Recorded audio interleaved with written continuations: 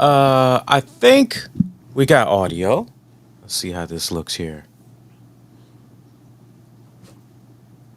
Do we got audio? Do we got audio? Yes, we got audio. We got audio. I like that. A little bit of a delay, but we got audio. What is going on, kind people? Lee Sanders with you guys for this beautiful Sunday of June 22nd, 2022. Joined along with me, as always, for a new edition of Wrestling with the Topics is, and I got to make sure I give her proper introduction because when I played the last show we did, she said, I was waiting for my introduction. And I said, well, I gave it to you. And she goes, I didn't hear it. No, I gave it to you. I played the show back, and it turns out I didn't give it to her. The beautiful and the lovely Tammy. Hey guys. Sorry, honey. Yeah, I did not give you a proper introduction for the last show. Hope you guys been fantastic since last we were on the air with you guys. A lot of good stuff has gone down since last we were with you guys and everything. Hope you all are doing your part in staying hydrated, especially over here in the nation's capital of Washington, D.C. The worst is yet to come because, ooh, good God Almighty, after this weekend, we are really going to be entering the dog days of summer. Speaking of dogs, make sure that you take extra care of your furry little friends for this week, the next couple of weeks, really all throughout summer. It's something that we briefly were talking about is the fact that when it comes to your pets, the smaller that your pet is and the shorter their limbs are, the more closer to that pavement surface that they hit. And that's a big deal because when that sun and that humidity, when it hits that pavement is cooking. So if it is, say, 90 degrees right now, that pavement is going to be like 125 to 130 degrees. And I'm not exaggerating. So that does really bad things to your furry little friend's paws, not to mention the dehydration, especially again, if they're a much smaller animal, the dehydration will really kick in like not even 5 minutes of them being out there. So you definitely want to make sure that you take it easy. Agreed. It is kind of interesting. I'm sure Lee will share this chart with you later. The funny thing is, as this chart actually progresses, it gives you kind of what the temperature is outside. It gives you the temperature as it would be on the grass and on the roadways, but then you also have asphalt, and you feel that it's warm, warmer in some areas versus the others, but man, you really don't know how much that really truly heats up until you really look at that chart in reference to your furry pets and your furry friends. So obviously keeping them inside, keeping them underneath the air condition, is making sure that they're as comfortable as possible. Just like humans, they can, have heat related illness, acute illnesses as well. Oh yeah, and I'm looking at that image right now. So let's say the air quality is at 85 degrees, and this is how it reads across the board, the higher the temperature. So let's start off with the air being at 85 degrees. Grass, it feels like it's 88. Concrete will feel like it's 105 degrees, but if it's asphalt, it's going to feel 130 degrees. Let's say the air quality is at 90. Grass is going to be at 99. Concrete is going to be at 120 degrees. Asphalt is going to be at 140 degrees. I've got two more example columns of this. Say the air is at 95 degrees. Your grass is going to be at 105. Your concrete, 134 degrees. Your asphalt, 150 degrees. And finally, air quality, 100 degrees. Grass, 114. concrete 145 degrees, asphalt 160 degrees. So yeah, to Tam's point, it is definitely no joke. Y'all don't want to be playing around with that, especially when it comes to your furry little friends. Better to be safe than sorry, I always say. And usually, and I've said this every single year, I say it multiple times a year around this time. Take extra care take extra care of your pets, look out for them, but also look out for the elderly. Yep. We're definitely in that season And now. kids. And kids, definitely kids, yes, yes, because we're definitely in that period now where a lot of areas are likely gonna be hitting a code red, Mm-hmm. and there's gonna be public transportation buses just off to the side. Get on there, enjoy the AC, Mm-hmm. enjoy a couple of bottles of water. I would imagine libraries are probably going to be following suit as well, and everything, which is good. Which is Mm-hmm. good. So, Really quickly, just to piggyback off of what Lee just said. So I went out just a little while ago, and had come back in. And I thought, okay, well, I didn't plan on going back out, but I did. And I went out and actually had a lunch with my mom. And we got out of the car, and I'm like, whew. I got in the car. I was like, oh my gosh, it's warm. And I'm like, okay, you know, go in the restaurant, have a little lunch, come back out. I promise you it was like getting into a cooker. The car register temperature in the car for me was 113. So, and to the point where anybody who knows me knows that if it's decently nice outside, I like to be outside. But today, that air quality and just the temperature on its own, I just said, okay, you know what? I could get gas, but I don't really have to, so I'm not going to, kind of thing. I'll do it when it's like 80.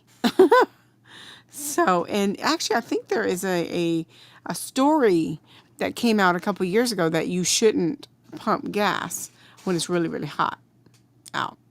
I don't remember the reasoning why, but I do remember there being a story about it. okay, okay. So y'all heard it here. This has been your weather report. Now back to your. But yeah, that's basically what's going on over here. On a much lighter note, a very fun weekend that I had. I participated in the 67th annual Capital Emmys. This is an event that celebrates all forms of journalism and media.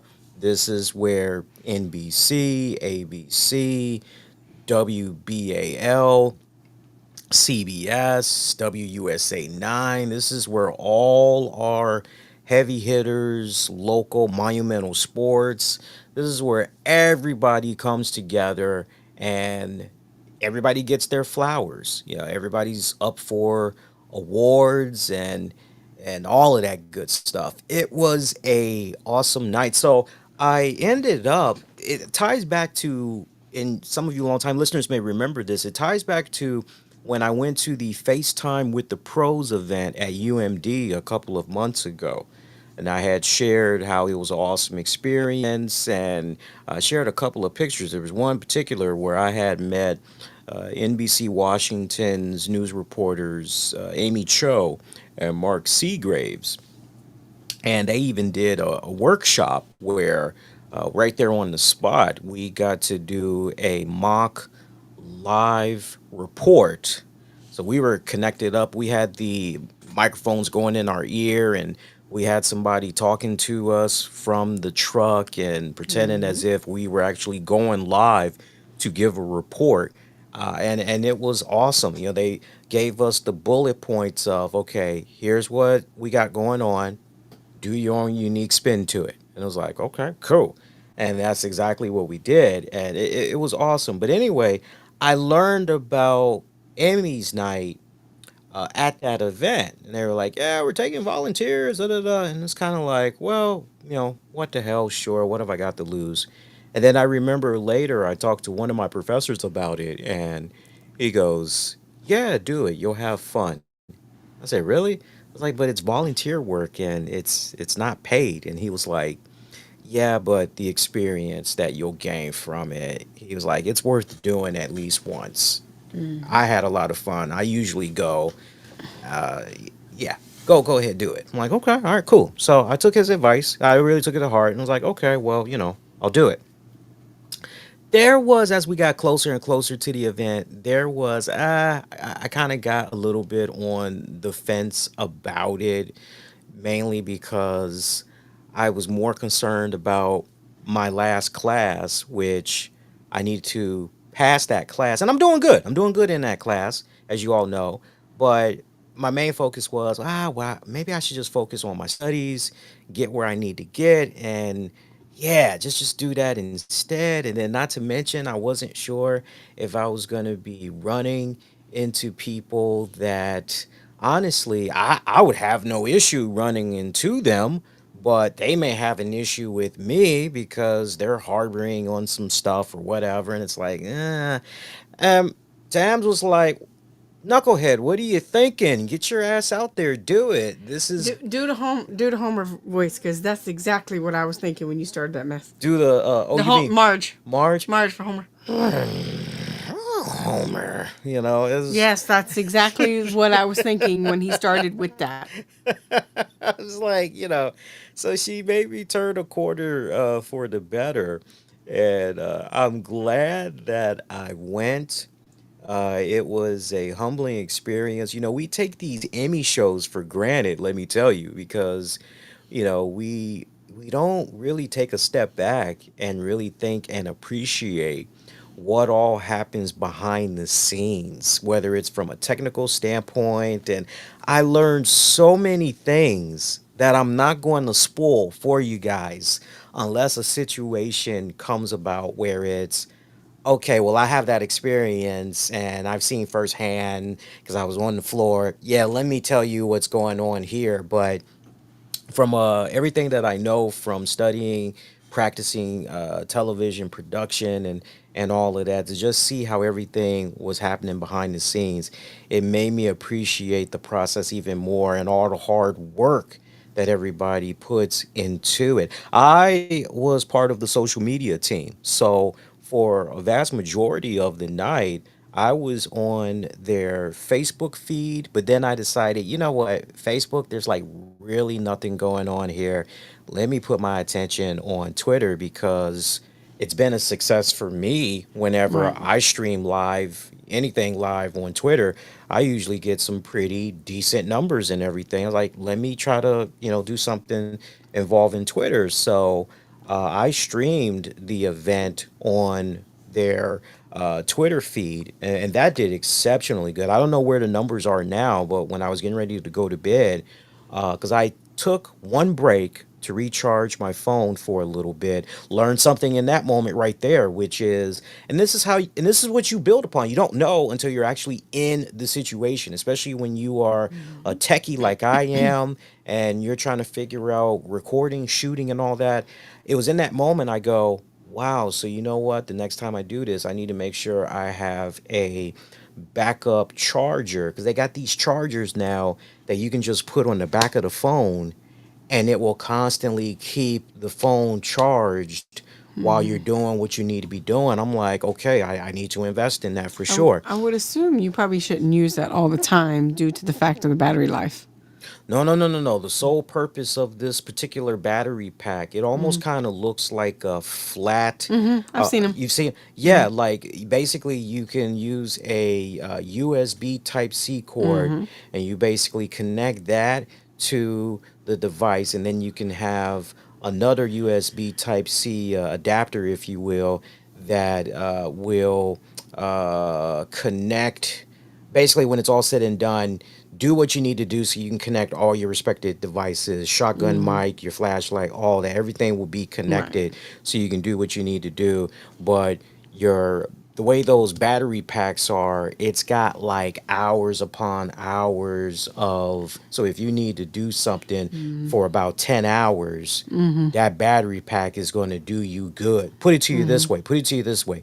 Worst case scenario, that battery pack goes dead after about 5 hours, 6 hours. Well, that's okay because you've only got a little bit more to go, you'll be okay now, because now you're going off of your official phone Home charge, battery. your phone battery. You're going to be good for the rest of. So it pays to have something like that.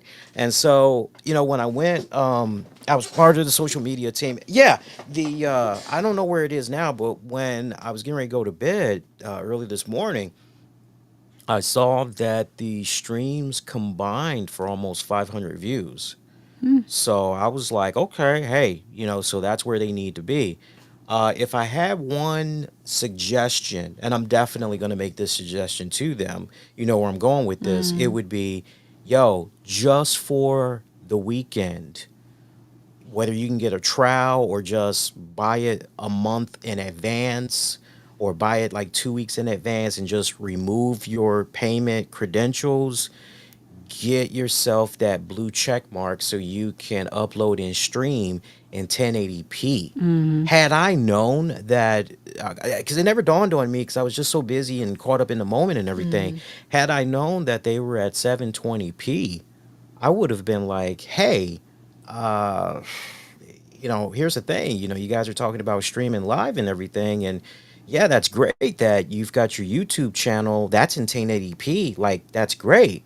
But you're talking about us streaming it for Twitter, but you're streaming it in 720p, and that's not good. Like, you have to get extremely close, close, close, close, close up just to even have something look remotely Remotely. decent. Because 720p, that's like, very rare will you come across people that's still pushing 720p on a regular basis. In the day and time when you've gotten pretty much a lot of things that are in 4K, and most stations are streaming 1080p for most of their things, 780 is just really off its mark in reference to trying to stream. And also then it almost allows some of your participants on your streams, like, yeah, this is some, it's nice, but it's some, it's not really the quality. So then the disinterest comes through. Exactly. And heaven forbid you're coming across somebody that wears a pair of glasses, or has some type of eyesight issue as it is, and they're looking at something kind of pixelated. Like, look, if it's less than 720, you can forget about it. You already know what you're looking at when it goes below 720. You're like, am I watching TV from the 70s? Like, what like, what's going I on? was actually just thinking about that. I was actually thinking in reference to, it's almost like watching the Rockford Files. For those of you who know what that is, it's a 70s TV show with James James Garner. Garner. Yeah. But before, it was kind of like re-edited, to essentially get the picture a little bit more crystal clear. Yeah. Literally, probably almost like watching the TV, like Lee said, from the Yeah, 70s. yeah. It was a fun experience though. Had hit a little bit of learning curves here and there. I was trying to find my right footing. The one thing that I learned about myself as a person that comes prepared with their own personal gear, to try to have me pull an audible and learn other gear, you're trying to introduce to me new gear. Yeah, that doesn't work for me because I've spent weeks preparing for and months preparing for an event with my own personal gear, going through every single troubleshoot and all of that, and then to be in a position where, okay, here, we need you to use this gear instead. I'm good as a tech person, but I need to be able to learn at my own accord. And yeah, I'm usually good at learning stuff off the fly, but if you give me something that I'm not familiar with, I haven't even researched, like, I haven't even at least seen some videos on it, and we're talking about a time sensitive thing. Oh, and by the way, this is my first time volunteering for this type of an event. Yeah, there's probably going to be some hiccups along the way. And I know there was a little bit of frustration. I know there was a little bit of, I mean, we all felt the pressure because what we all wanted to do at the end of the day was deliver the very best product and everything. So we all felt a little bit pressured and all of that. And I just took it. I didn't take anything personal. I didn't take anything in stride. My whole thing was, okay, it's part of the learning experience. You want to be involved in this business? Hey, time management, You got to learn how to not take things personal when, Absolutely. when, hey, I needed this Yep. like 10 minutes ago. Like, what's going on? And like, you've got to learn to just be able to quick, okay, let's do it. Let's do it. Okay, what's next? What's next and everything. It really is nothing personal, just It business. really is. It really is a very fast-paced environment. I gotta tell you. Originally, I was supposed to do something with. Originally, I was supposed to do something with the Instagram team because they were going to be interviewing people right after they got their awards, and then they were going to bring them into this little area for instant reactions. But one of the people that was doing it, because I asked her a couple of times, and it was my nice way of saying, "Let me get the tag. I want to, Help you. I want to help. I want to do some of that." And she was like, "Oh, I feel good. I got it." And it's like, "Oh, okay. Well, all righty." And so I kind of felt like, okay, well, now what? Now what am I supposed to do? There was one guy I kept coming across. He said he was doing stuff. Every time I saw him, he was either sitting down, which annoys the hell out of me, especially like, dude, if anybody should be sitting down, it should be my ass. Like, you're not even 20. I'm not an old man, but it's like, if anybody should be sitting down, especially with hypertension, high blood pressure, high cholesterol, type 2 diabetes. Did I mention hypertension? I'm sure I did. Yes, 3 times. My black ass should be the one sitting down somewhere going, okay, let me catch my breath a little bit here because this is a lot. Yeah, like, hey, it wasn't my place. And I wasn't going to get him in trouble I or agree. anything like that. But it was like, okay, whatever this dude is doing, like, whatever. Maybe he was doing something. I don't know. I just know from what he said to me and what was relayed to him by the bosses, far as I know, he wasn't doing nothing. He wasn't doing nothing. So it was kind of like, okay, well, that's you, homie. Um, that's you, homie. But it was a really cool experience. I definitely wouldn't mind doing it again. But I'm one of those type of people. I basically learned from our experience at AwesomeCon, which is, and I was really, really thinking about this earlier, which is, we did AwesomeCon. For those of you that don't know, AwesomeCon is the equivalent to the New York Comic Con, the Los Angeles Comic Con, but on a much Smaller smaller scale. scale. And we covered it here in the nation's capital at the convention center. I believe if it wasn't for 6 consecutive years, it definitely was for five 5 or 6. consecutive Yeah. years. And we kept upping the ante creatively, like from a production standpoint. We kept upping the ante each time, me and Tams, because Tams was with me for all of those things.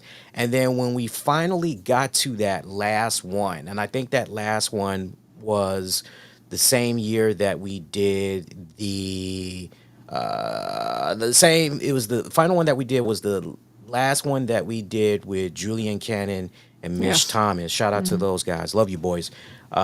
Because we had the panel and all that. So we did the panel on top of covering Awesome Con. Me and Tams both looked at each other, and it was pretty much like, it's not going to get any better than this, is it?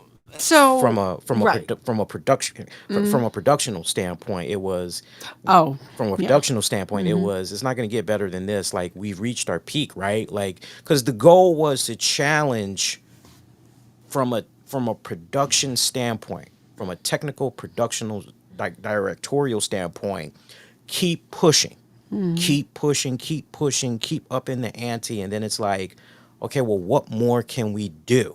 Like, what haven't we done yet? And once we hit that ceiling, it was like, do you think it might be time to move on?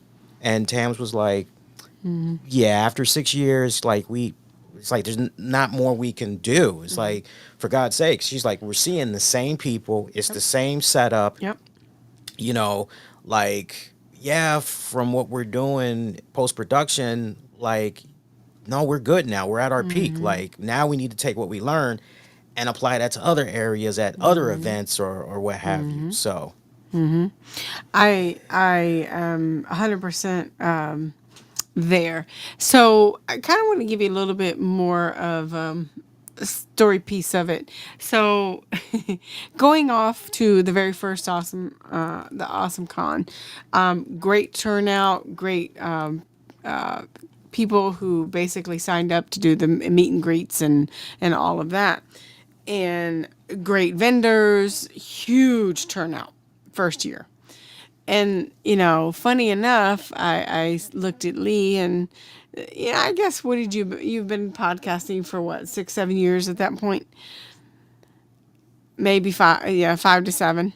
Anywho, so my first, thought was, okay, this is kind of the layout I'm thinking. Interview some people. Hey, what do you think? Get some costumes as far as the cosplay element of it, and and I kid you not, I'm doing this mostly for a little bit of a laugh, in reference to evolution. So the very first time we did that, no, I'm good. Let's do it tomorrow. And essentially, I think we might have gotten mostly just footage of the event and really not really talking to anybody, what have you.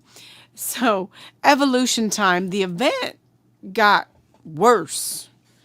Not as many people were dressing up, less and less vendors. And you mean, for the record, let me clean that up. As the years of our coverage As it, progressed, yes, as the years of the coverage progressed, the turnout got worse.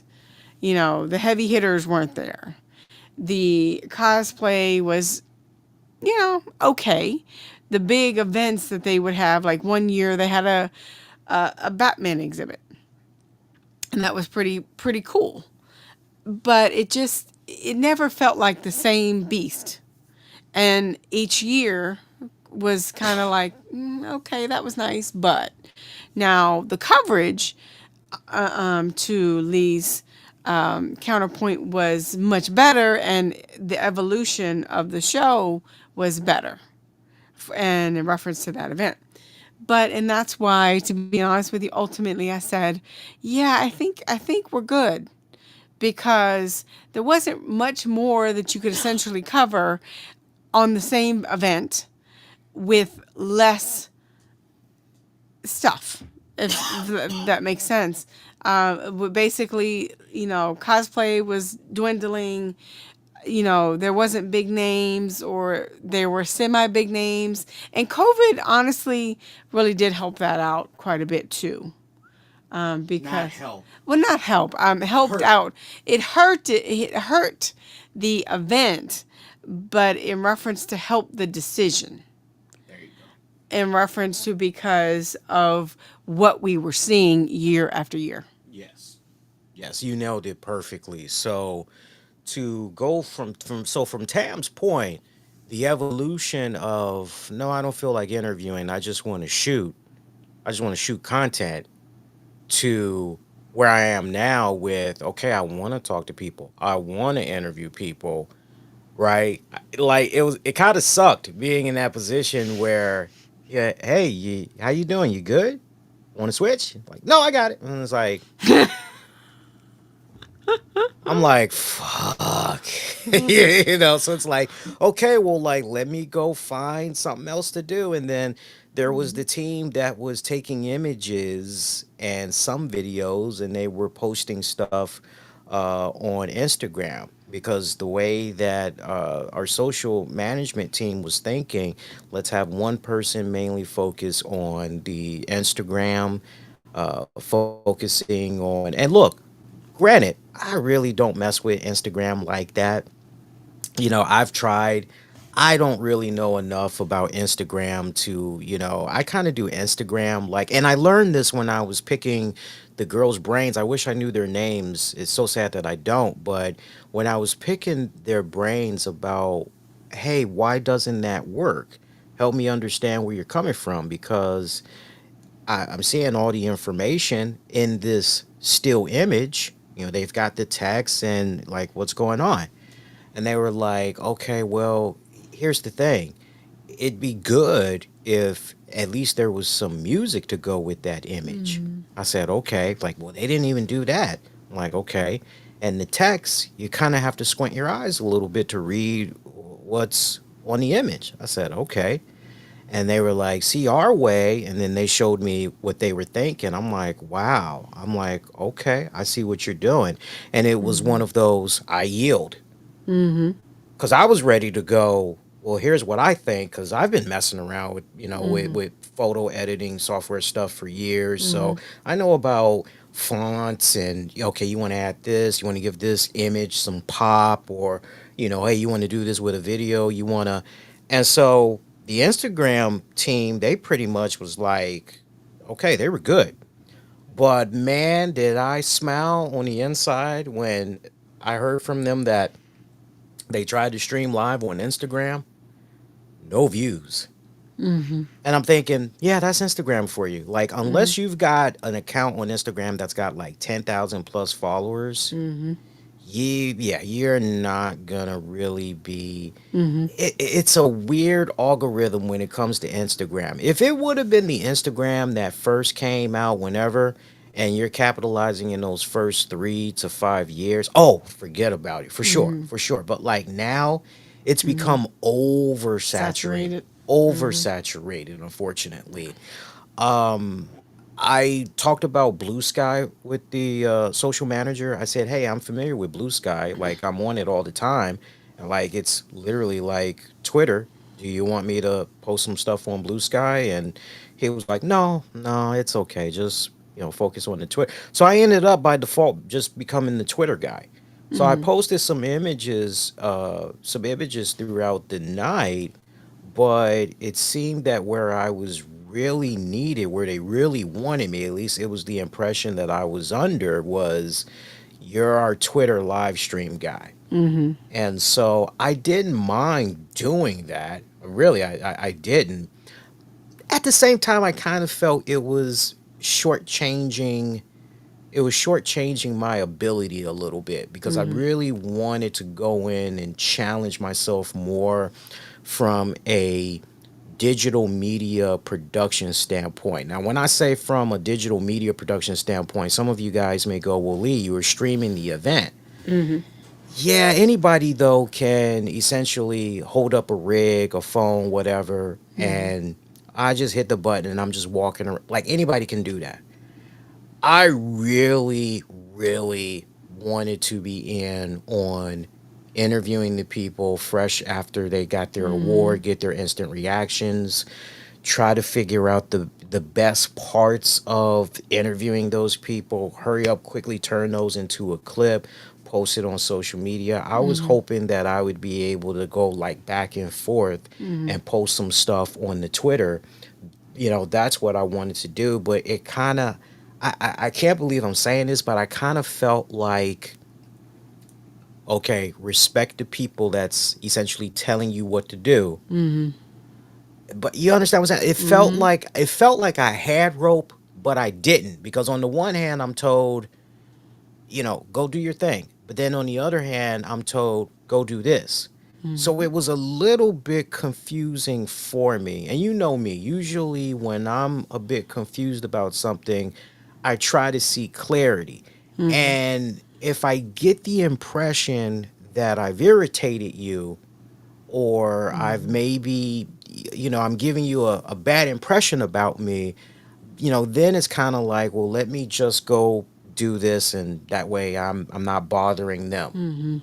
And that's kind of how it ended up being, unfortunately. And again, I did my best not to take it personal because I know it's just business. But I did feel that I was lacking in some areas. So if I'm being that honest with myself, that's good because that's me acknowledging, hey, there's ways that you You can can improve. improve and you should improve. And, look, nobody's expecting a home run out the gate when you do events like this.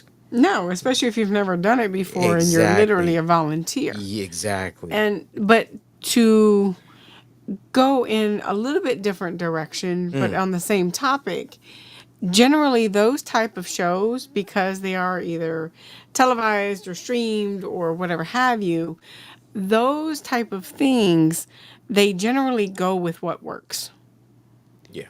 they don't like to do a whole lot of new things, especially on the night of, because they've already pre-prepared all of that in reference to what they're going to do.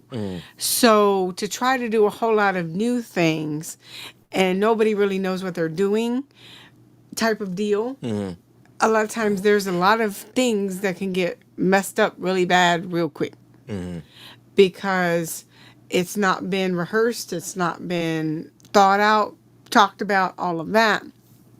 And it's almost like you're used to working as a one on one man Oh, band. one man band. Yes, that's Yeah. what I'm used to. Yes. So now it's okay.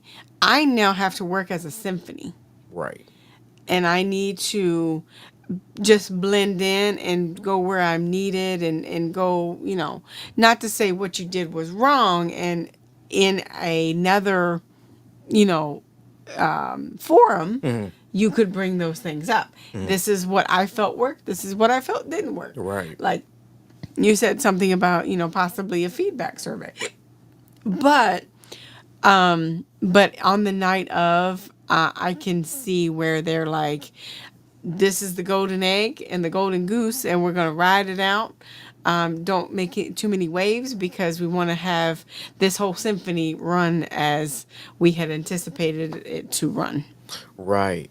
Because I thought for sure, as part of social media, I thought for sure we were going to be taking pictures as well. But they had it looks like Professional it appeared to be photographer. a professional photographer. It's like, well, what's the purpose of, for me, my impression, and I could be wrong, I felt they had too many people. For our social media team, I felt that they had too many people. Well, to counteract that, Mm. if they have assigned different people to different tasks within the social media realm, maybe not.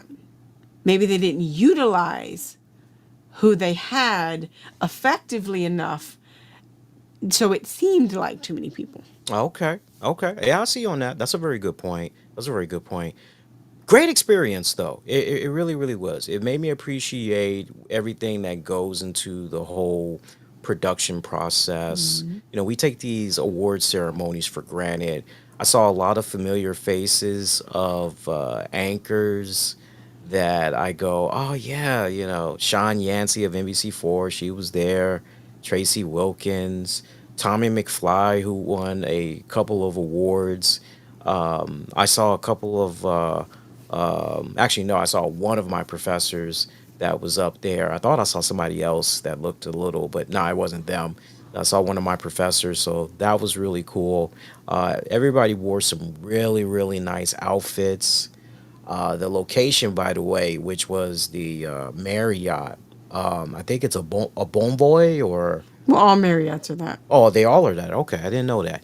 This is a very, very nice Marriott in Bethesda, Maryland. Man, that thing was so. And apparently, they've been doing it up there for about at least the past 5, 6, 7 years. Because she was telling me, I was talking to an employee, and I was, chatting it up with her and everything, and she was telling me how they used to have it in D.C., but it was really, really bad because of the traffic Parking, and traffic. yeah, Yeah, so I it can was imagine. really, really bad.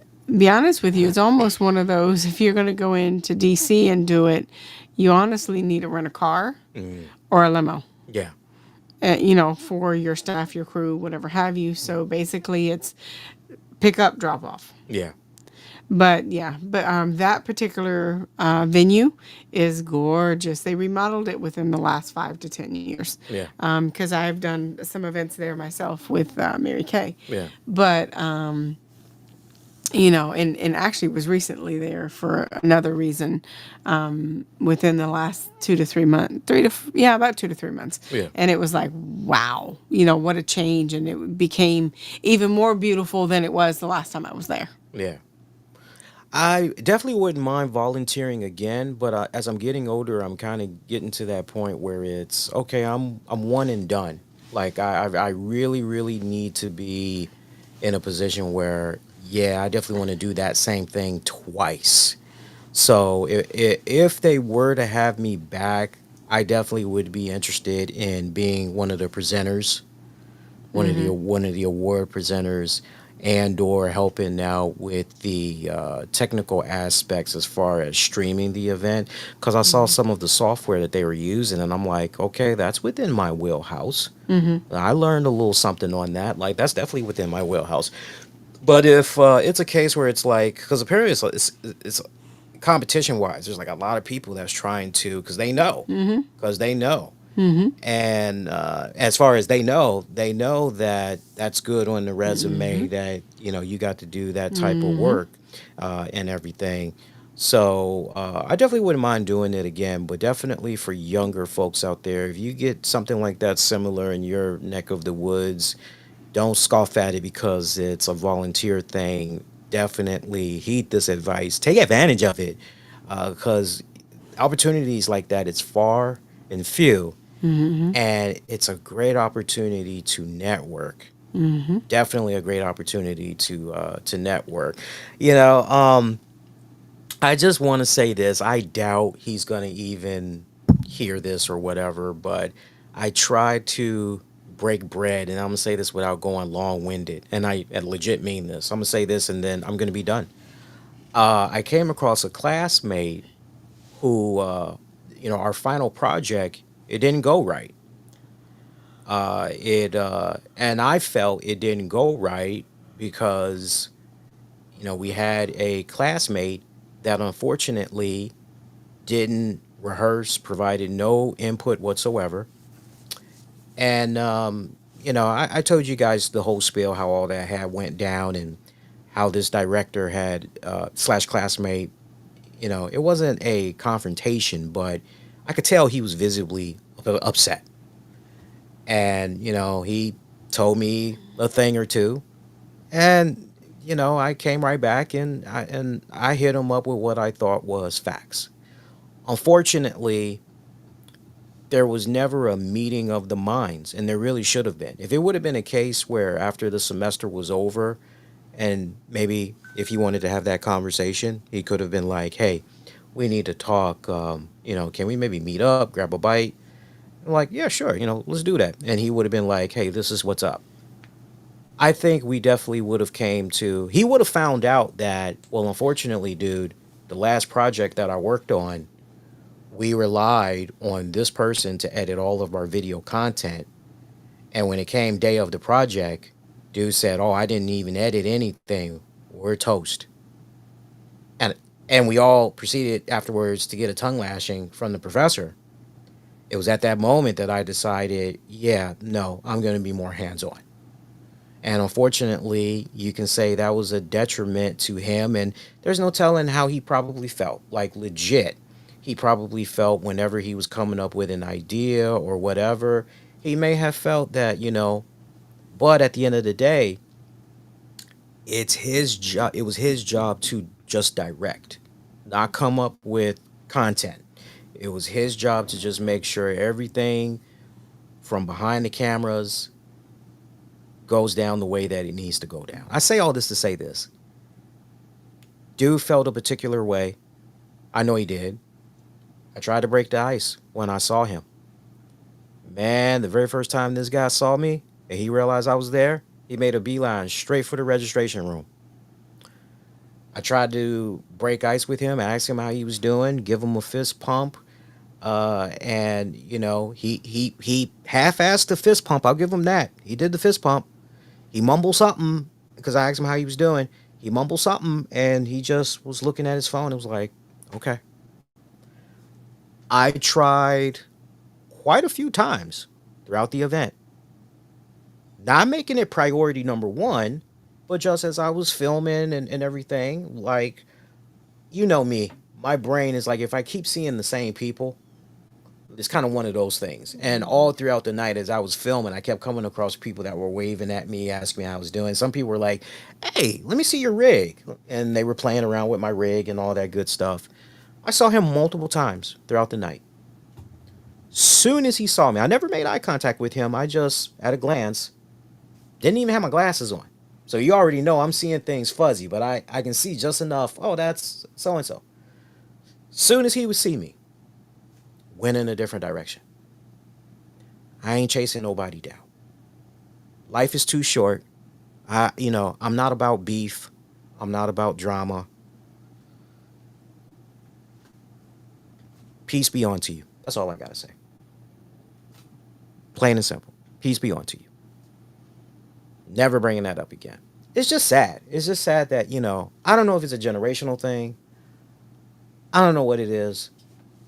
I've tried to wrap my brain and try to figure it out, but It's actually kind of funny. I was at a work training today, earlier this morning, and we were talking in reference to generational habits. mm-hmm, And it was so funny how one of the managers brought up the fact that some of the most current generation that's coming up now, mm-hmm, in college and in the workforce and what have you. So you're looking at 18 to probably 23, 24, mm-hmm, is very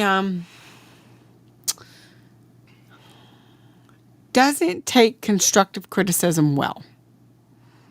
They're almost as oh shoot, Enzo would say, SOFT, soft. or SWAFT. I know what you're Yeah. doing. You're doing the correct. Yeah. Yeah, I hear you. Yeah. So, and that's not a knock. It's just an observation. And I can promise you every single person in that room was older than that and said yes, including myself. Mm, They, there's a difference. It's almost like I don't want to be corrected, even if I'm doing it wrong. I don't want to have you tell me that I'm doing it wrong. mm, And I'm not going to and I'm going to act a certain way if you do. mm. And I've noticed that a lot in the last 6 months to a year. Because we have had a lot, we've had some turnover in reference to my current office. And that's what I see. And,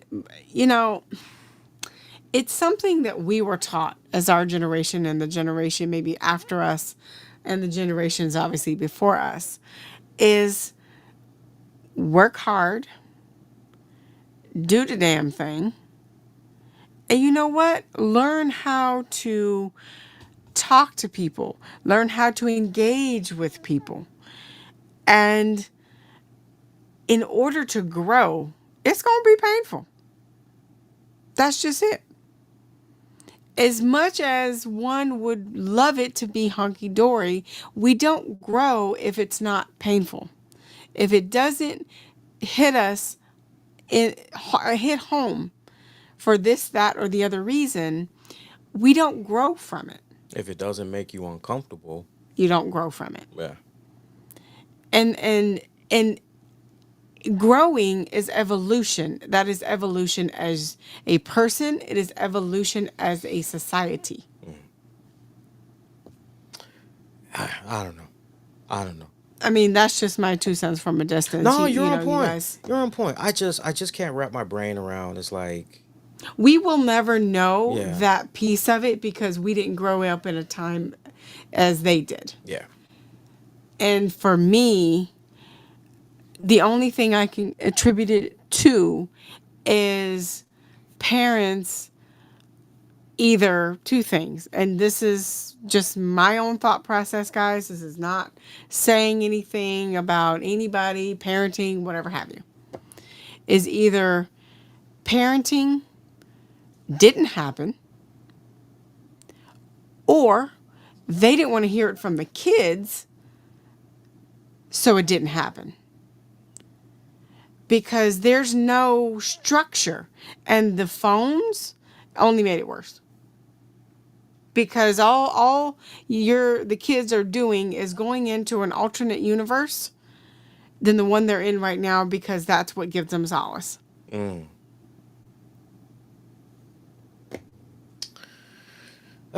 Kids today. All right, so tell me more, because I'm gonna hear this in real time apparently, because Tam's learned a lot more than I did, because I still don't know jack shit.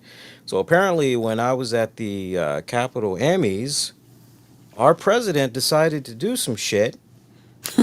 We normally do not talk politics unless it's something that's like, no, no, we gotta talk about this. This is pretty big. Well, it's breaking news. So I I mean, well, it's not haven't. breaking news now, but Yeah, it was well, it's breaking breaking. news. Look, it's breaking news to me. So you guys are Yeah. gonna hear my reaction to this in real time. I don't know. So, I don't know nothing except for maybe 4 or 5 words that Tam said to me right before I went to bed, and then we were supposed to watch the news together, but she has since indirectly learned more because she had lunch with her mom, and her mom is yeah, don't get her started on politics, more specifically on the current president, because yeah, yeah, she'll bend your ear for however long. But so all right, so lay it on me here. so, so basically, I guess it was around 9:30 last night. I was just kind of scrolling through Facebook, and I see this post from one of my Facebook friends. I'm like, what the hell kind of post is this? So it turns out that our current president has essentially bombed three nuclear or uranium, let me say that, uranium sites that could essentially be turned into fuel for nuclear bombs all at the same time. He then goes and takes to Twitter on how big of an event this is and how successful it was, while he's still in talks with Iran. And he then did a press conference to then state how big of a success this was. And if you know anything about me, I don't watch the current president talk, or at least I try not to.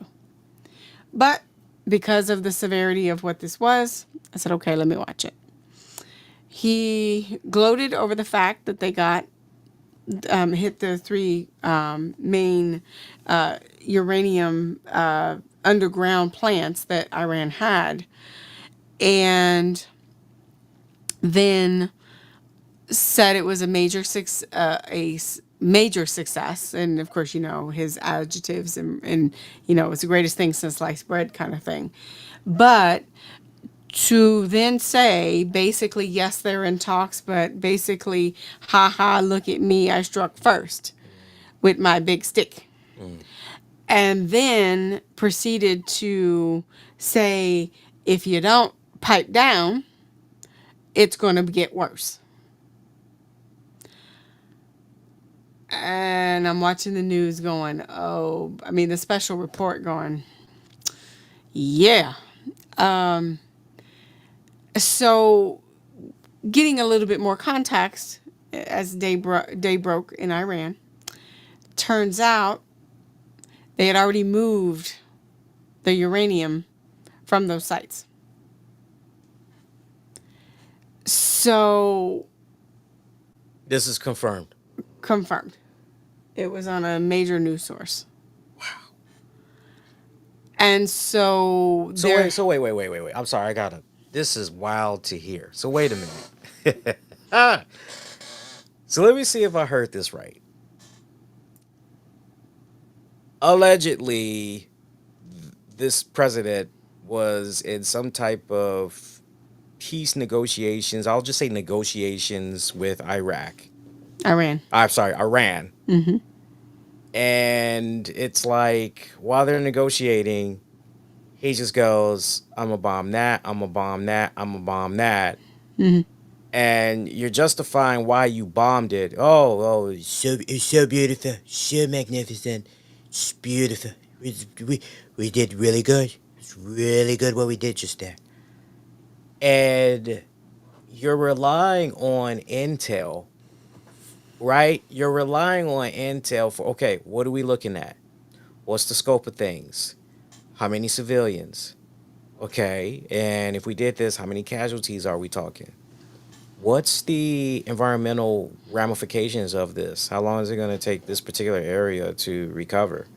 Is this going to be a situation where it's going to have to be zoned off? People aren't going to be able to People are habitat gonna get sick. habitat there. Like what the hell's going on? So and the one, two, three joints where you bombed, the shit's not even there. That's what I'm hearing. And apparently this gets worse. Um. So now at this point, most new sites are. I think one of them. Actually, I was looking on Facebook earlier, where basically there was on the television in Iran, where basically if you military or otherwise, you're the target if you go over there. Basically, if you're not art people People, or it's possible. And then of course ooh, you've got sleeper cells here. ooh. There's so many people that are already from there. So heaven forbid if you're an American reporter on assignment for something entirely Or different. let's take it a step further. WWE is supposed to be there next week. WWE is supposed to be there for their well actually no. Is Iran part of Saudi Arabia? Yeah. It is? Hmm. Hold up. Hey Google. It's in the Middle East. Hey Google. Is Iran part of Saudi Arabia? Oh my God, Google, why do I even bother with you? Let me pull up ChatGPT real quick. Why do I even bother? I should know better by now. You know, I seriously I keep it's like I'm in an abusive relationship with Google. I know you done me wrong, but I just gotta hey Ziggy, is Iran part of Saudi Arabia? She's thinking about it. She's thinking about it. Hey, Tony, I think you might have said grand part of Saudi Why Arabia, are you calling me but I'm not Tony? sure what Who's you meant. Tony? Did you mean a grand part of Saudi Arabia, maybe like a specific It region says or no, province? Iran is not Or were part you of Saudi referring to Arabia. They're crown two prince separate or someone independent with a countries title? in Want the to Middle clarify East. that real Iran quick? officially is the Islamic Republic of Iran. That's too long winded, but so basically, so I'm not yes, I'm mistaken on that in reference to Was Tasha playing with my phone again? that's possible. Oh, You okay. know, you leave it everywhere. Okay, that's what's going on. Okay, anyway, all right. So but anyway, they are going to be over there in the Middle East.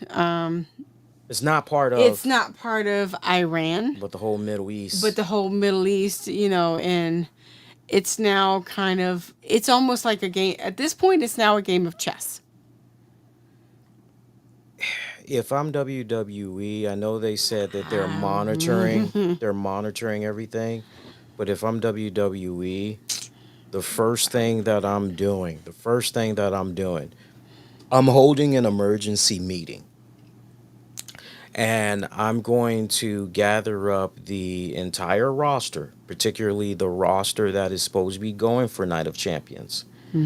And I'm going to say to them, look, we're aware of what's happened with the current American administration and this attack that was launched. We have touched base with the Saudi prince and his family, and they said that they got our backs regardless, and likely that's what the Saudi prince has relayed and everything. But I would go, it is up to you guys. Do you all feel comfortable enough to want to commit and travel to this event, or do y'all want to just lay low and we relocate it elsewhere?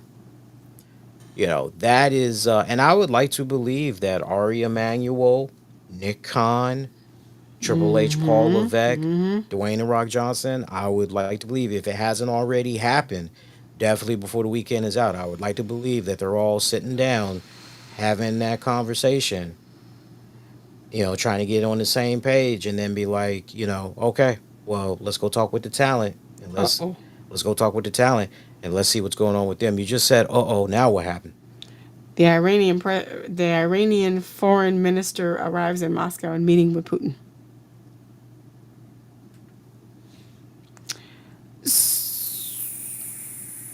So to be continued. So to be continued. It's a very, very, very, So very developing story okay.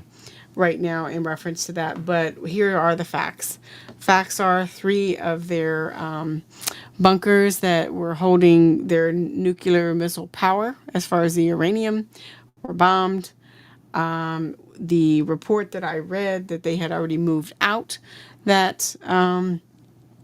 uranium, and That stands. That's legit. They that's were able legit, to move it in time before. right? Okay. And then that the Iranian president is vowing for retaliation. Mm-mm. Shit don't hit the fan.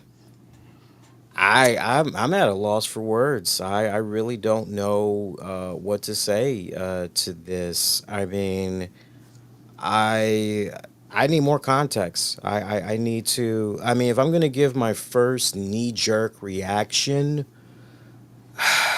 I've always been, growing up here as a USA born citizen, and once I started to become of age where I started understanding politics and everything, I've always had the mindset of if they're not bothering us and they Right. are not being a big old bully to other countries, why are we really now? Look, I don't know all the. I'll admit to you guys, I don't know all the inner workings like that of what all's been going on. I'll get caught up to speed real quick though, but I've always been of the mindset, look, America has its own issues. So why don't we take care of home first before we go meddling in other country affairs? And one of the things that resonated so well, which ultimately led to Trump becoming president the first rodeo, is that is exactly what I just said. Because too many times, Biden, Obama, too many times it was, oh, we're gonna go help this country. We're gonna go do this. We're helping this country out over. Oh, we're gonna give this country a big old chunk of money. Oh, we're gonna do this. We're gonna do that. And one of those selling points for Trump, no, no, no, it's gonna be America first. And even he said point blank, look, we got our own problems. We got to take care of home. Like, and that resonated well. Say what you will, but even you guys have to admit that when you heard that, it's okay to admit to yourself. You don't have to say it publicly out loud, but you got to admit to yourself, nah, you know what? All the stuff I'm seeing, yeah, why don't we take care of home? Our infrastructure is pretty fucked up. We can definitely take some of that money, and we're already in debt. Like, why are we going outside over here? Like, how do we really benefit from that? How soon will we get back the residuals from this assistance? How will it truly?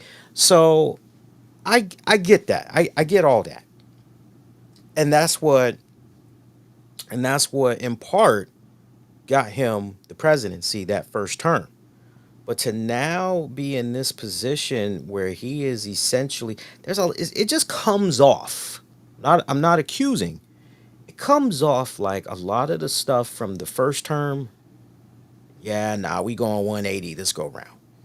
Because, like, for instance, with regards to the suicide hotline, there's a LGBTQ section of the hotline that you used to be able to call, like, I guess 24/7, and this was something that his administration implemented the first term, and now they are talking about removing it. And it's like, why? Why would you, like, so many people depend on this? Why are you taking? So that's just one of many examples where, there's an interesting pattern to this, which is these days, oh, yeah, that shit don't work.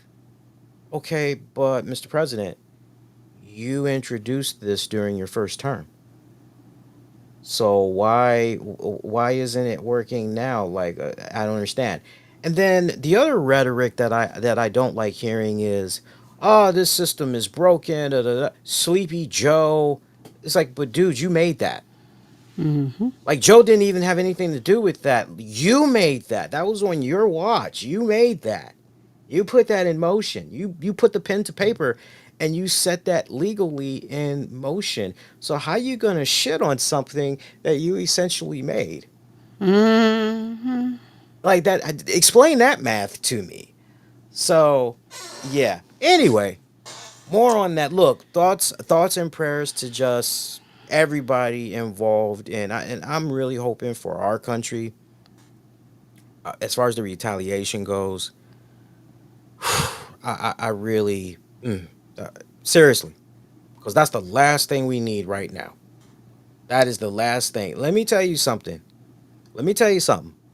If we wake up in the coming days and we get ourselves a situation very similar to 9/11 or worse, you best rest assured. You best rest assured that there's going to be bipartisanship for this dude to be stripped of his power. Yeah, because apparently, it is hypothesized. This is not confirmed, but I don't think Congress knew anything about this. Wow. And keep it and So if that basically, he went rogue. and if Congress did not know, They didn't sign off on it. wow. Well, shit, did the military at least know? Well, they had to. Well, They had to carry it out. yeah, I would know, but I mean, like the head of. I think so. Okay, well, at least because you just never know with that guy. This is true. I'm gonna go get myself a taco bowl, and I'm gonna go bomb Iran. You just don't know. I mean, Jesus. That is like the wildest shit. Wow, I'm flabbergasted. Anyway, speaking of this guy, let's have a laugh on him actually. So I want you guys to listen to this. I came across this last night. It's the funniest damn thing I ever came across here.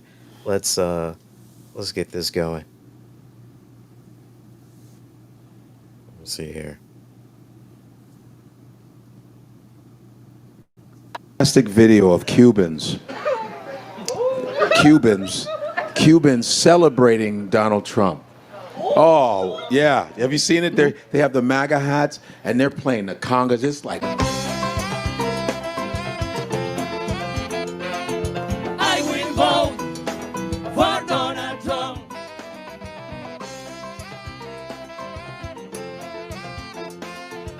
Fucking.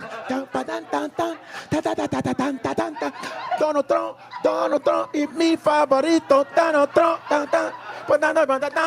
es mi favorito. Donald Trump. ¡Huepa, huepa, hey! Donald Trump es mi favorito. Mi favorito presidente número uno. ¡Huepa, tan, tan, tan, tan. I'm telling you, it's fantastic. A couple days ago, they're like, what's wrong with that? Leave me alone! I can't believe this shit! It's been happening frequently at the 333 Miami Avenue Federal Court building. Janet Correa's husband was detained this week. According to her immigration lawyer, he has already been placed on expedite removal. But I love you, Donald Trump! He's like, buenos dias. Muy malo.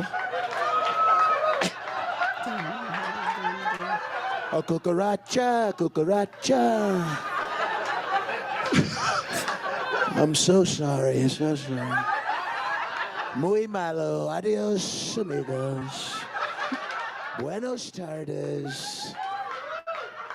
Goodbye, -o. Anything with an O is Spanish. We're taking it away. Potato, tomato, I don't give a shit. It's all Spanish. How can you do this to us, Donald Trump? We have a party. Please. I laughed for 20 minutes. Oh God.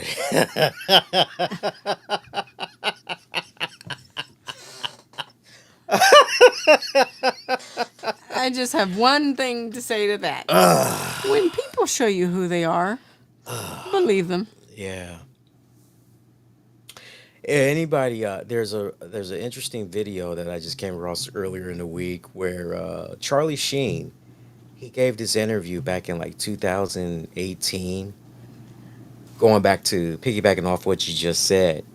I won't spoil it for you guys, but it's a very eye-opening story. I think he was on the North and Graham show when he had conducted this interview, and you just go, it's a nice clip that's running around on social media. It's about less than 3 minutes, and he tells this great story about how he met Trump, and it was around the time when Brooke Shields was his wife, right? Whoever is, Charlie Sheen? yeah. Somebody he mentioned, there's somebody he had married because he mentioned her by name, and but anyway, look it up on social media. It's actually you'll have a really good laugh when you check that out. To be continued. Wow, that's a very interesting development. Denise Richards. Denise Richards. Now, how many times has Charlie Sheen been married now? That's a good question. Seems like 3, maybe So possibly it 4. says, yeah, he would have been married to her in 2018. Denise Richards was the first marriage of Charlie Sheen. Yeah. The couple got engaged in 2001. Da, da, da, da. I think he had honestly girlfriends. So wait, they got engaged in 2001, but they didn't get married until 2018? It says the couple got engaged in December 2001, and then wed about 6 months later Oh. in June Oh, 2002. they divorced Then the couple welcomed the first child in 2004. and they got divorced in 2018. Because the whole purpose of the story I'm that sorry. Hold on. come on now. So Oh, okay. So, let's see. so what she's doing, basically, I'll spoil it for you guys. That's okay. That's okay. I'll spoil it. So while he's doing the interview, he reveals how at the time, like right before he was about to get married, he ran into Donald Trump. It's like some event, some little party thing or whatever, and Trump was like, "Oh, congratulations on your marriage. Yeah, hopefully, hoping nothing but for success for you." And Melania was there, and Melania was just extremely quiet, just smiling, and but really non-factor whatsoever that night. Donald Trump had took off these cufflinks and gave it to Charlie, and he told him this really cool story about these cufflinks, and told him, I guess it was a particular name brand that these cufflinks were, and Charlie was just so humbled and really had appreciated the gesture. And then fast forward when it came to Charlie getting a divorce, he had an auditor, and he was like, "Oh, hey, I got these cufflinks from Donald Trump." And apparently they meant a lot to him. He gave me the backstory, and apparently it's, I think, a blah, blah, blah brand or whatever. And the auditor took a little jewel piece, looked into it, and then sharply looked back up at Charlie Sheen, and Fugazi. it was a Fugazi. Damn. That's some fucked up shit. Man, That sounds like some fucked up shit. Anywho. And Charlie Sheen's whole message Wow. was he's a con man. So, and this was back in 2018. But it's so funny. It's 2018. But then, like, when you fast forward, it's like now a lot of people are kind of going, "Oh, I'm starting to see." It's like, well, certain people tried to tell you, but Right. it's like. So you got the first name right. It was Brooke Mueller. Yeah, I thought so. Yeah. Yeah. that he was going with at that point. Yeah. He wasn't married to her, but going with. Yeah. Him and Denise Richards actually separated and divorced in 2005. Brooke, he married and divorced. No, Denise Richard married and divorced in 2005. In 2018, he was dating Brooke Mueller. Okay. So I guess it was a nasty split that he had with Brooke there. Mm-hmm. Yeah. And yeah. So that's all the Now, craziness isn't with that. that something? Yeah. Learn something new. I really did learn something new. Learn something new. So that's what else has been going on? So you hit me with that. What else interesting has been going on? In reference to that, or just in general? In general, what else has been interesting that's been going on? So I'll tell you this while you're thinking about that.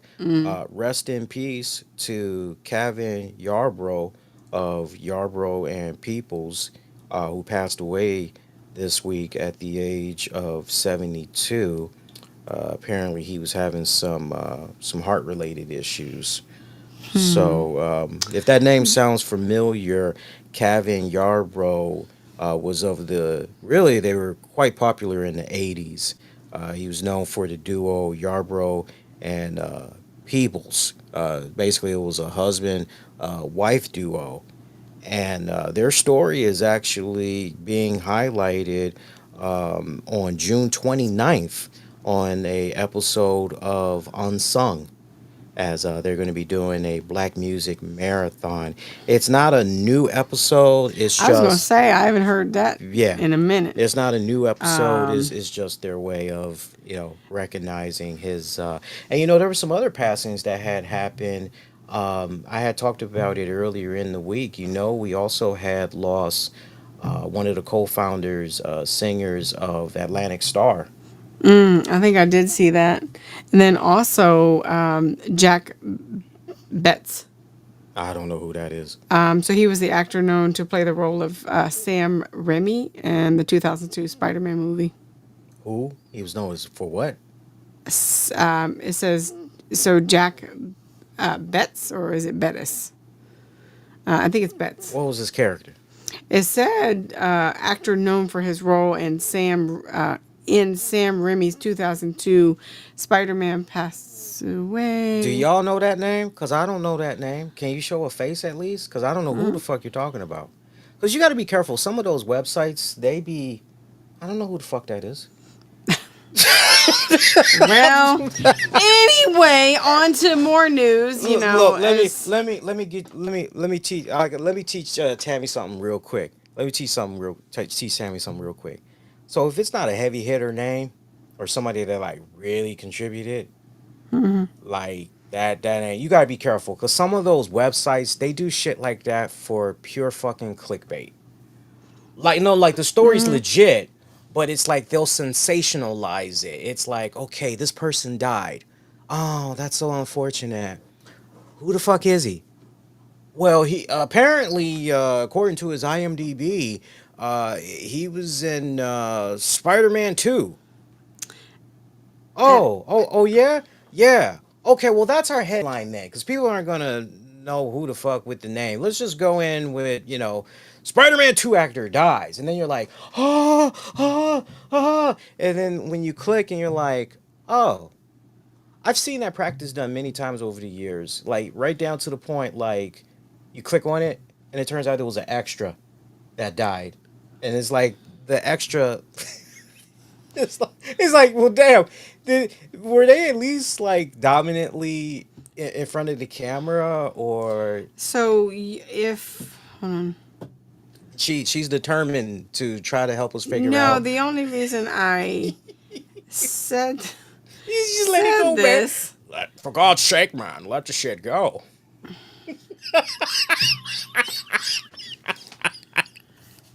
Wayne Lewis of Atlantic Star, co-founder and singer of Atlantic Star. So many great hits, man. Send for Me, Circles, Am I Dreaming? A lot of damn Secret Lovers. A lot of damn good hits. Passed away.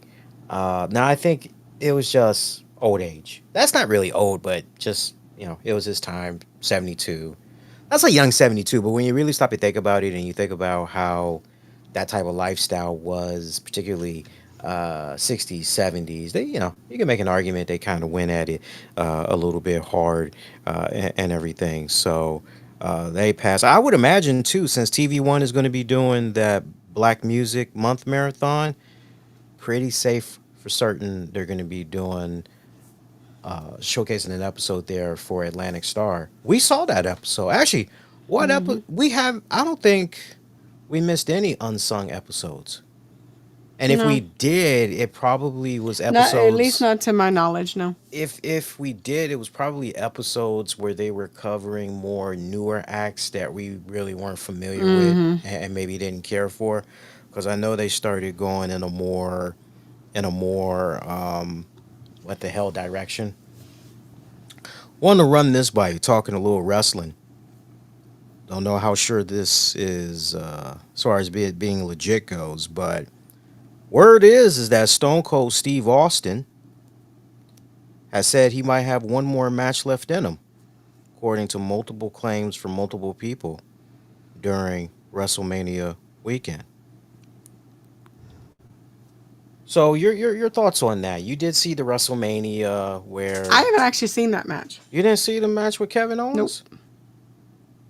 Not in Really? entirety. No. Not in its entirety. Okay. I literally saw bits and pieces, like literally bits and pieces, but I haven't seen it. Wow. I would have thought you. I can tell when Tammy's pissed off at Yeah, me. I'm a little annoyed. I tell you what, you go ahead, you tell us. No, because now it's kind of I'm one of those. good now. Well, no, I ain't good Well, now, because now I want to know who the old man is. This is good. This is good material, by the way, for the show. Go ahead. No. No, we need to know who is this old man that died. We need to know now. No, you You don't. can't. You can't. Because No, you because you're literally all. Because you're just all. all bashed me Let's see. and what have you. No, you So weren't being bashed. yes, I was. You were not being bashed. I'm gonna look. Here we go. Spider-Man actor. Let's do this. Spider-Man actor dies. Look, this is how Tams operated last night. She goes right before I go to bed. She goes, "Oh, Donna died." I'm like, Donna Summer? Like, I think she already died. Like, what are you talking about?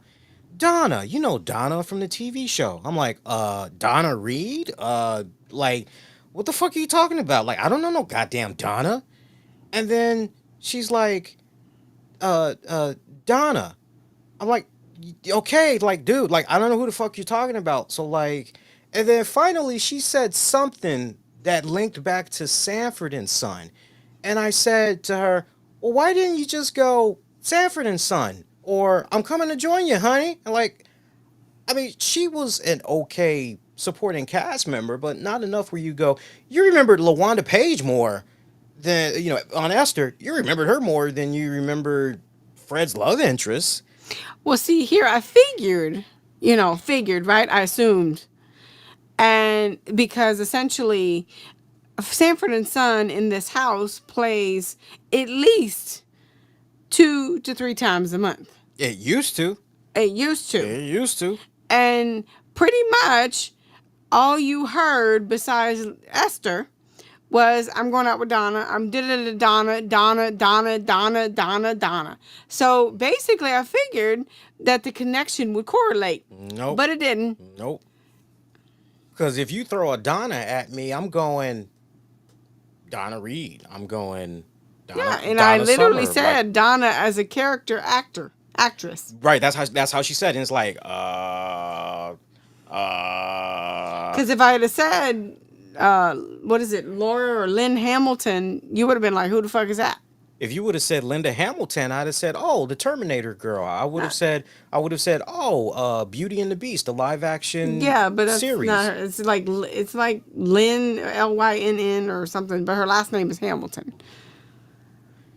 So anyway, Jack Fillmore Betts, also credited as Hunter Powers, was an American character actor. He acted in film, on stage, and on television. He is best known for starring in several spaghetti western films such as Sugar Coat, and he also appeared in Spider-Man. Yeah, sorry, don't know. So apparently, his resume screams guest appearances on TV shows. He's done Perry Mason. He did Bonanza. He did General Hospital. He did Gunsmoke. He did 12 o'clock. 12 o'clock High. He did the FBI, not the new one that's running around on CBS. I'm talking about the one from back in the '60s. The Man Who Never Was. Apparently, he had a guest spot on looks like a one-shot episode, One Life to Live. I'm just going through this. Okay, apparently he did an episode of Kojak. He did an episode of All My Children. He did an episode of Guiding Light. He did an episode of In the Heat of the Night. Apparently, he was in Batman Forever. Apparently, he did an episode of Frasier. Apparently, he did an episode of Everybody Loves Raymond. So see, to the people, so see, this is a prime example of what I mean when I say, no, don't fall for those quick, because this is how you need to think when you're trying to relay something. Because the first thing that they're going to do, that a listener, an audience member is going to do is, I can't put the face. I don't know who that is. Who are we talking about? Are we talking about a bit player? Because reading this resume, he's sounding more like a bit player rather than a main supporting player. And it's unfortunate. It's not your fault. I'm more annoyed that, okay, so we're going to link this guy to a 2002 movie that for most people it actually wasn't that good. It was okay, but it wasn't like, it wasn't something to, hey, how about that Jack Betts? Like, no, nobody's gonna. But if you were to reword it and say veteran TV show and movie actor Jack Betts died, then you go, okay, you just gave me critical information, right? I always think about Paul Heyman in situations like that. Think about each time Paul Heyman does a promo. Paul Heyman gives you who, what, when, where, why. Every time. Who am I? I'm Paul Heyman. Why am I here? I'm speaking on behalf of, okay, and what's this all about? Well, it's this fight. Oh, a fight. Okay, and where's this fight going to be happening? This fight's going to be happening at, okay, and why is it going down? It's going down because, like, now that I've said that, like, if you guys have not noticed the 5 W's with Paul Heyman, like, peep that out. Every time he comes out there, no matter how he spins it, it's the same damn blueprint. And what you just read to me of Jack Betts, shame on the fucking writers, because that is the worst form of covering your 5 W's. And you should be able to go, Jack Betts. Who? Jack Betts. Okay, what's he about? Oh, he's a veteran TV movie actor. Oh, okay. And what's going on with that? Well, he's dead. Oh, damn. Now that's going to make you click to read and go, okay, why'd he die? How'd he die? Lazy writing. I'm looking at his movie. Oh, apparently he did Monk too. How about that? He did Monk as well. I'm looking at the whole movie thing. I'm trying to see if he did something movie wise. I'm showing Tammy a lot of love here. I'm spending so much time on Jack Betts. Jack Betts. I know.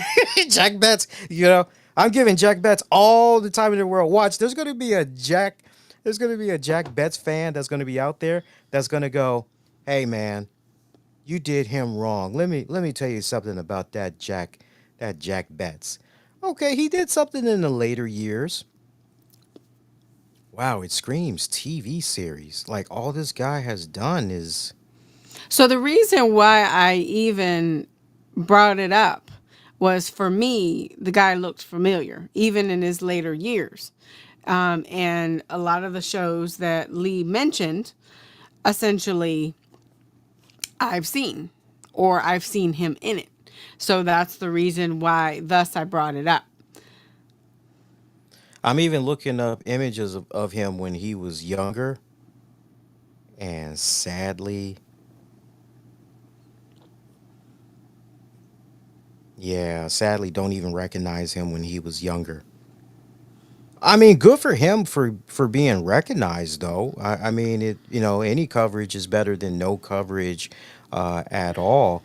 It's kind of sad. It's kind of sad, honestly, when you look at some actors that had an extensive, what's the right word I'm looking for?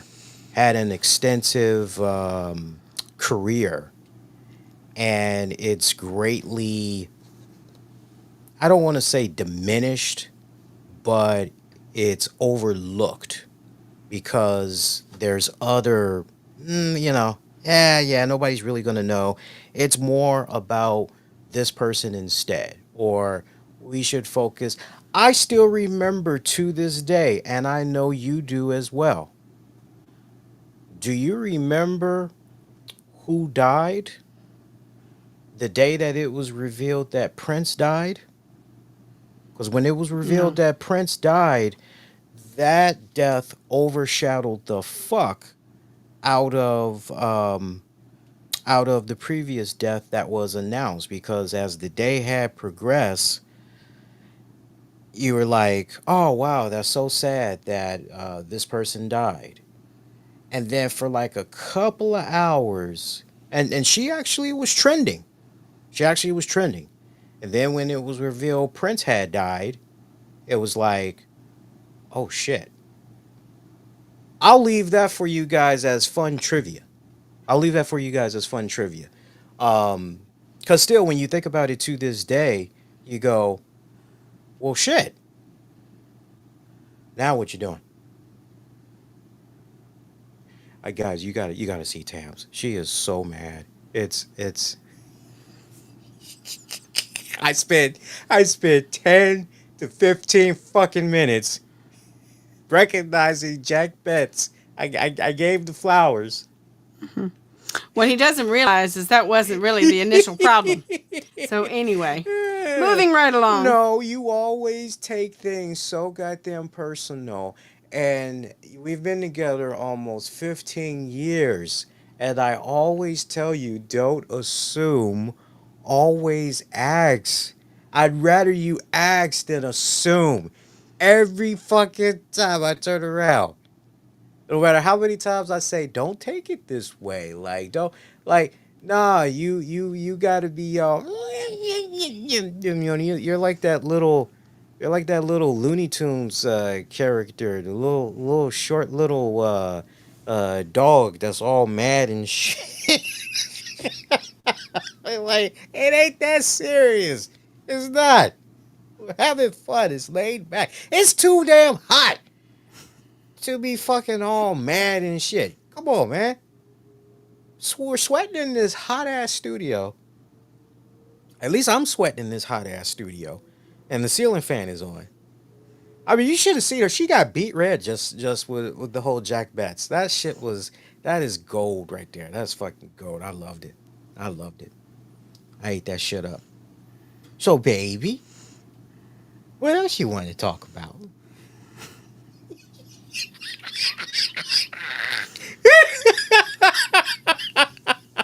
You should have seen her when it came to the talk of Kevin Owens and Stone Cold Steve Austin. It's like, well, I ain't see that match. I only saw little bits and pieces of it. Yeah, she was like, fuck you, nigga. Like, fuck it, I'm trying to talk about Jack Betts, motherfucker. You won't cut me off, trying to make me come like a dumbass. And fuck you, motherfucker. That's what I think of you, nigga. Fuck you. I'm trying to fucking talk about Jack Betts, let these motherfuckers know who the fuck Jack Betts is. You won't fucking say, nah, I don't give a fuck about that nigga. Who fuck that old man? Who that old fucking gay man? Fuck that nigga.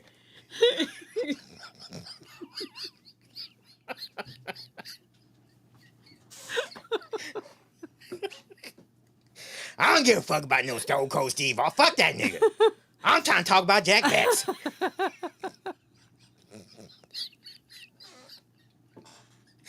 Talk about Jack Bats for fucking 10 minutes. Nigga, I'm still mad at you. I wanted to talk about Jack Bats.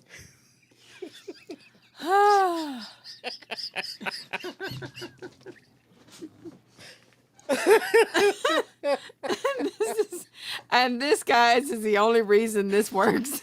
Ah, shit. Oh, my. Oh, I know. Now focus. Now focus. So Stone Cold Steve Austin. I still didn't see the damn match. That's okay. Let's say he's interested in one more match.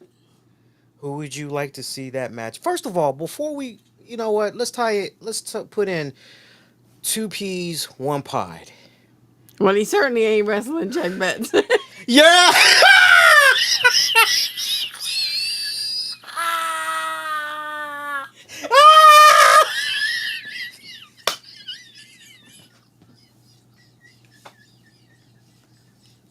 Oh shit! Oh! Oh! Oh! Oh, damn. You are correct, sir.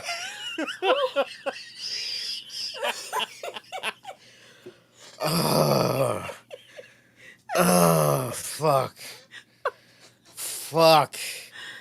That should be the end of the show right there. Damn. Damn. I might edit it that way. I don't know. Damn. Okay. You met your witty quota for the year, man. Holy shit. That was an epic comeback. I wanted to get your thoughts on Bill Goldberg. So it's now been revealed that coming up in July, I don't know why I was thinking June, because I said June on the Monday show. But apparently, next month, Saturday night's main event, Bill Goldberg's going to get his one last match. And we all, as the wrestling community, thought his one last match was going to be happening like maybe the coda was going to be going down at this year's SummerSlam. But like a day or two after Monday Night Raw this week, they revealed no. Goldberg's last match is going to be on Saturday night's main event in July. So, first off, your thoughts about, because you and me, I've already said my piece, but I know you've seen your fair share of Bill Goldberg matches over the years, and there were some performances where you were like, "Oof, that was rough to watch." Your thoughts on Bill Goldberg? Now, keep in mind, he has said that he is not at 100% physically. I think he said that he is at about, I don't want to misinterpret him, but I believe he's like maybe at about 80%. Well, here's the problem. And it's for Gunther's championship. Yeah, I did see that briefly. Here's the problem: is what I've seen of Bill Goldberg in his last few matches is he's reckless. He's reckless and he can hurt people. So that worries me in reference to putting him with a major talent. But you also need to have that be believable. You know, is Gunther a worker who can make him at least look good? Because he's not at 100%. And he's also older. So that would only be something that, you know, inside the WWE locker room would know in reference to who he should face. Now, Wait. I mean, sorry, he is facing Gunther. Yeah. Oh, okay. I thought you, oh, sorry. We were doing two stories. Yeah. So, I think that Gunther could make it believable. The only thing is making sure that he stays safe in reference to not getting hurt. And that in itself is a big thing because that's a major star for WWE. Yeah. Other than In my that, thoughts, in reference to be honest with you, if you're, because it sounds to me like I'm looking for a closure to that chapter. And there really doesn't need to be one because I think that the last match he did essentially was a closure. or at least it should have, at least It it should have should have been. been, but he didn't like how he went out, so he's trying to I mean, justify it. Yeah. I get that you want to do that, but what are your risks and benefits to it? And because you keep going to the well, and then it just loses its credibility, its believability. And I think that's where we're at with Goldberg. Okay. I think a lot of people tolerated it because it was still believable up to probably his last 3 matches, maybe. But at that point, they just had enough respect for him to essentially go with the flow, and that's Undertaker. So let me ask you something then. So, do you think it's a no-brainer that Gunther should retain, or do you think with this Saturday night special on NBC, they could throw a curveball? I think they need to throw a curveball to make it believable because what are you gonna do with Goldberg with a belt? This is his final match, as he stated. He's the champion. You go, what the fuck does this mean on the road to SummerSlam? Right. When thus he would have to wrestle again. Right. And Because that's this is, I'm saying that to say this, and I'm glad you said that. Because the way we all were starting to connect the dots, and I was vocal about this on the Monday show, I said, look, why are you doing this as Saturday night's main event unless you plan on giving him the proper send off and you give him the belt and you let him drop it at SummerSlam? That way, because there's Yeah. money to be had SummerSlam weekend. true. Goldberg is still going to bring out the old heads. So why not milk it for what it's worth and ride that shit to SummerSlam? Now, it's also possible that Goldberg could win the championship on Saturday night's main event. Seth Rollins screws him. Maybe you could possibly do one more Bill Goldberg match at SummerSlam against Seth Rollins, or maybe it's Yeah, but potentially he's one of your top stars. that's also true. I mean, good booking, but there is a large, large case that injury. But no one is banking on an injury. It's just protecting you and your opponent. But that's possible. And if I'm not mistaken, for the King of actually, yeah, if I'm not mistaken, for the King of the Ring tournament that they're doing right now, whoever wins that will become the new challenger to face the respected world heavyweight champion for their brand. For their brand. So you got that kind of waiting in the wings a little bit there. So I don't know. It's kind of an interesting with the whole Goldberg factor. That's going to make that Saturday show kind of, because it's like, okay, where are they going here, right? Because besides Atlanta, which is Goldberg's home, that's going to be the site allegedly for his final match. So it's one of those, does the dream live on, or no, this is definitely Stays. it, right? Is this truly the end of the road? Thoughts about Stone Cold? Possibly, if the reports are true. Well, in reference to the part of Stone Cold going in there for one more match, he looks good. In reference to he looks healthy, he looks like he could go. He took care of some much needed surgeries too within recent years. So I think he could go. Now who supposedly could kind of Say it. Roman? No. No. You should see the look on Lee's Roman. face. Roman Reigns? No. No. No. It would be good, but no. Who's the heel? Who's the face? Oh yeah, that's true. Like, who would you make the heel and face in that one? Yeah, no. Try another one. Um.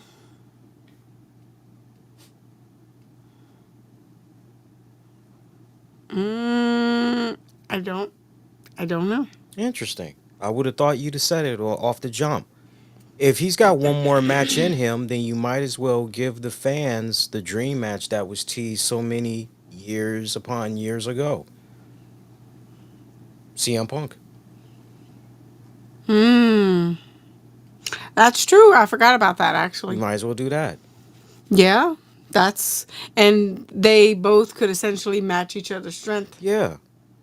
And the fact that Raw is on Netflix and Stone Cold can go back to retro Stone Cold with his profanity laced promos. And I mean, he could really, really freaking, yeah, he could go there. Yeah, you would get asses and seats for that. Yeah.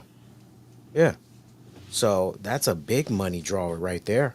Especially if you, depending on when you plan on pulling that trigger, if you're waiting until next year's WrestleMania or whatever have you. Considering, with what they're charging for the seats, you're going to have some heavy names in that building to get that. If you don't do CM Punk, then the only other name I can think of.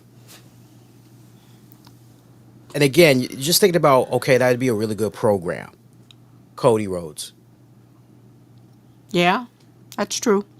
Those are the two that really jump out to me the most. I'm trying to think if I can maybe pull out one more that's like, well, you could go in this direction. This one might be pretty good for Stone Cold as well. I was just thinking about that roster.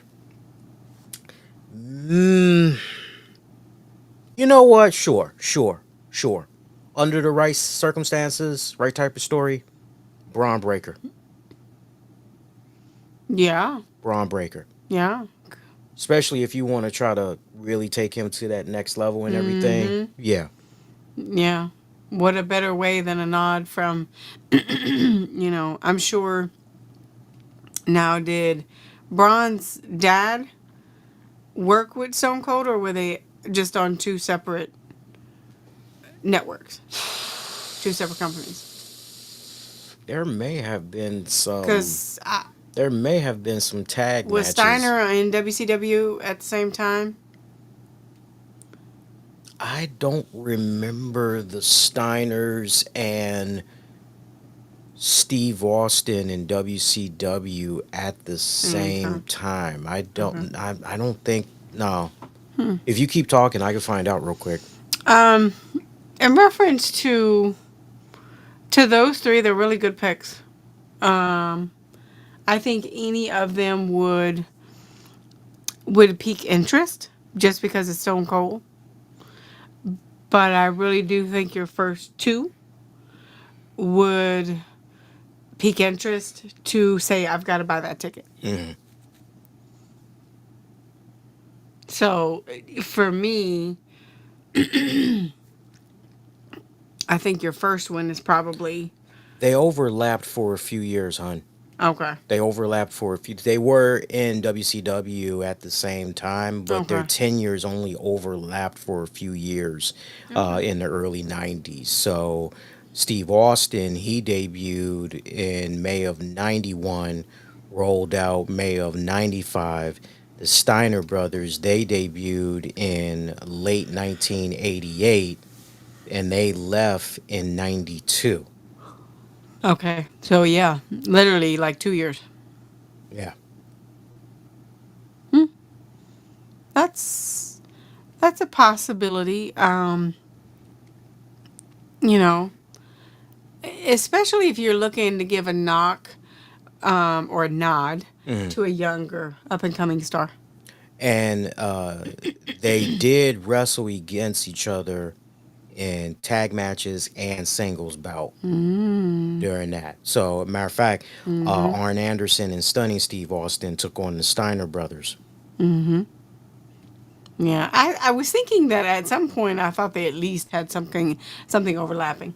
Scott Steiner took on Steve Austin in the singles match for the WCW World TV title. Okay. But and the funny thing is, you know, 4 instances total okay, involving the Steiner brothers. So, to your okay, point, if you wanted to maybe go build with up something, you could do something. Yeah, yeah, you could. yeah. The other thing is, you know, who would Stone Cold want to face? You know, what kind of story arc are you looking with that? But I think that any of those three could absolutely be done with no issue. And of course, for those that want to play the greatest hits, I'm personally me, I'm good. I'm really, really good. But you got to throw the Rock in there with their long history. Yeah, yeah, you do. I personally don't want to see it, but if you are strictly just going, I want to go where the money is. That would be something to look into. If you want to, hey, Attitude Era fans, come on back. Yeah, it's regenerated, rebirthed. Yeah, true, very true. You know, I'm gonna give him an honorable mention. I think the two of them would do. I am really coming around on that Jacob Fatu. I think Jacob Fatu and Stone Cold. That would be. Now that will never happen. But if I could have it my way, oh my god, both of them guys, brawlers, like they complement each other so fucking well. Forget about it. They would complement each other so fucking well. So we gave you guys some good names there. So now if we had to get it down to who's our personal pick, uh CM Punk gets mine now. Mine too. Yeah. Mine too. Yeah. So Because I mean, obviously, wrestling skills, but I mean, just the promos alone would be legendary. yeah. Speaking of legendary, I know you haven't seen it yet. There is a legendary promo that John Cena cut on CM Punk this week on SmackDown. He is really starting to have fun as the bad guy. And with only like 18 or 17 dates left, like, and then he's done. And then he's done. And this year has been going by really fast when you stop and think about it, because it seemed like it was literally just last month that he was like, hey, I've got 32 dates left. I know that wasn't the case at all, but that's just how it kind of feels. Like it's interesting. It's very interesting. Hey, we've clocked in at about an hour, I think an hour 50. The mixer says an hour 45, but I forgot to hit the record button in the first 5 minutes. I can just get the audio feed from the actual stream, but I think we are going to be okay. I want you guys to be kind. Rewind. Check out previous episodes you might have missed for on demand and on the downloads. Just search the RCWR show. Grab your episodes. They're all over the place. Show the YouTube channel some love. Hit it up. Hit the subscribe, all that jazz. You know what to do. And Monday, got a new show for you guys. That's Monday night after WWE Raw goes off the air. I will definitely be giving my thoughts on the NBA Game 7 that's going to be airing later tonight. I can't wait to check that game out. I know that it's been a hard fought series and the games have been relatively close. It's just unfortunate that we have these two teams where it's weird that everybody's like, I'm tired of the same teams winning. I was like, okay, well, here you go. Here's two really good teams. Well, they're not really that known. It's kind of like, well, whose fault is that? Like it's one thing if in your respected market those games aren't being televised. But when it's a situation where you've had the opportunities to see them in the postseason, playoffs and all that, like that was your opportunity Opportunity. and to really like, I mean, oh, they have to be somewhat, they have to be decent to make it to the playoffs. they're right. Final rounds at final round Right. at that. I mean, they got to be doing something that like So it's kind of interesting how sometimes our fans, depending on the sport, they're a little bit finicky and all that good stuff. I don't have any predictions for this game 7. I'm just gonna kick back. I'm gonna enjoy it. I know when I see Stephen A. Smith get ready to talk, I'm gonna change the channel because it seems like with ESPN, I can't wait to see what the inside crew does, Ernie, Shaq, and all them. I can't see what they do when they debut this fall because it seems like with the ESPN pre-show, post-show, halftime show, it seems like it's more about those respective personalities, which include Stephen A to get themselves over as opposed to the game. And I don't I hate stuff like that. I hate stuff like that. So but it should be a good series. I'm looking forward to it. We'll talk about the fallout from that on Monday, fallout from Raw, preview Night of Champions if it's still going to be happening. I mean, these next 24 hours should be a very telling story and very curious. Very, very curious. I wouldn't be surprised if before the day is out, if it hasn't already happened, there's already a report running around that Nick Khan and them, they all have talked and they're going to move forward. They want to move forward with the event, but they got to talk to the talent Yeah. and probably Yeah. where Make that Raw's. final decision. Yeah, I would imagine when Raw, wherever Raw is going to be happening this Monday, they're probably going to, have an emergency meeting and whether people are supposed to be on the show or not, just the fact that they're supposed to be involved or at that weekend's event, they're probably going to ask them to come in for that meeting, get their thoughts, most likely. I would hope so. Because obviously, they're the talent who's going to make that show go. Right. And if they are hesitant and don't want to, can they be replaced as far as another matchup? Whatever have you. But that's a lot of irons in the fire and a lot of things to figure out. Yeah. Yeah. Yeah. Yeah. To be continued. Should be interesting to see what happens by the time we get to that Monday night post show. Until then, everybody, be safe. Most importantly, be kind to one another. Stay hydrated out there. Take care, y'all. Be safe. Bye.